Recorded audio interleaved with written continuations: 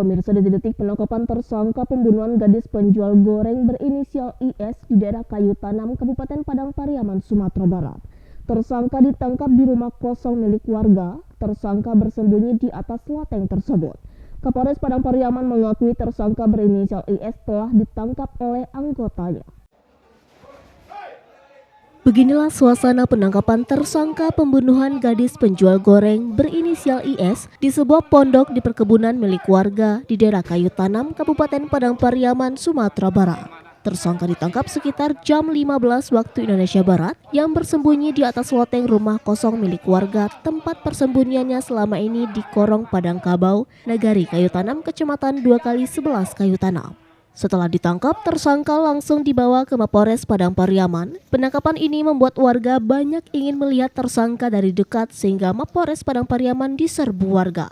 Kapolres Padang Pariaman AKBP Ahmad Faisal Amir mengakui penangkapan tersangka pembunuhan gadis penjual goreng di daerah Padang Kabau Kayu Tanam. Saat ini tersangka ditahan di Mapores Padang Pariaman, sementara petugas terus melakukan pengembangan kasus ini. Alhamdulillah, kami sampaikan kepada seluruh masyarakat yang turut membantu dalam pencarian tersangka. Tepat tadi jam 3 sore, kami berhasil mengamankan dan menangkap tersangka yang sampai saat ini dicari, dan benar sesuai dengan pelaku, sesuai dengan identitas dan gambar yang kami miliki dengan saksi-saksi yang ada. Untuk selanjutnya kami lakukan penyidikan atas keterlibatan dan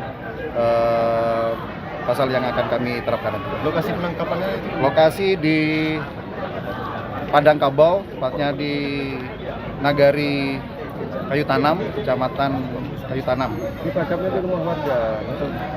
Di warga. Dari Padang Pariaman, Sumatera Barat, Eka Gus Priyadi, iNews melaporkan.